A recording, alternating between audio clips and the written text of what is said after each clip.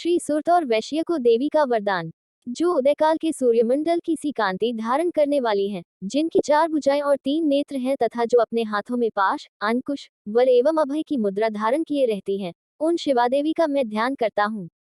राजन, इस प्रकार मैंने तुमसे देवी के उत्तम महात्म्य का वर्णन किया जो इस जगत को धारण करती हैं, उन देवी का ऐसा ही प्रभाव है।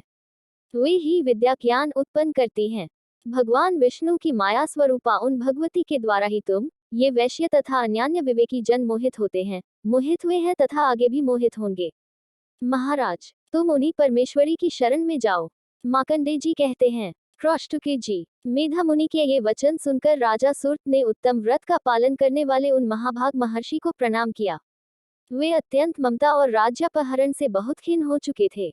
महामुने, इसलिए विरक्त होकर वे राजा तथा वैश्य तत्काल तपस्या को चले गए और वे जगदम्बा के दर्शन के लिए नदी के तट पर रहकर तपस्या करने लगे। वे वैश्य उत्तम देवी सूक्त का जप करते हुए तपस्या में प्रवृत्त हुए। वे दोनों नदी के तट पर देवी की मिट्टी की मूर्ति बनाकर पुष्प, धूप और हवन आदि के द्वारा उनकी आराधना करने लगे।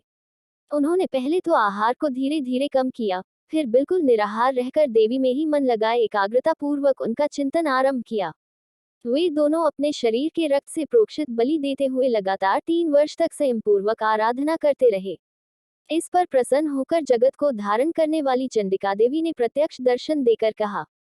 देवी बोली, राजन तथा अपने कुल को आनंदित करने वाले वैश्य, तुम लोग जिस वस्तु की अभिलाषा रखते हो वह मुझसे मांगो, मैं संतुष्ट हूँ, अतः तुम्हें वह सब कुछ दूंगी।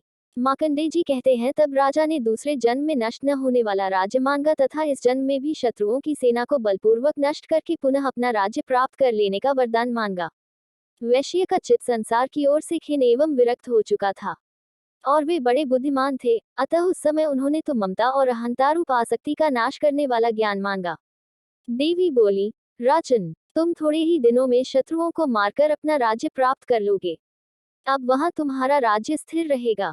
फिर मृत्यु के पश्चात तुम भगवान विवस्वान सूर्य के अंश से जन्म लेकर इस पृथ्वी पर सावर्णिक मनु के नाम से विख्यात होगे। वैश्यवर्य, तुमने भी जिस वर को मुझसे प्राप्त करने की इच्छा की है, उसे देती हूँ।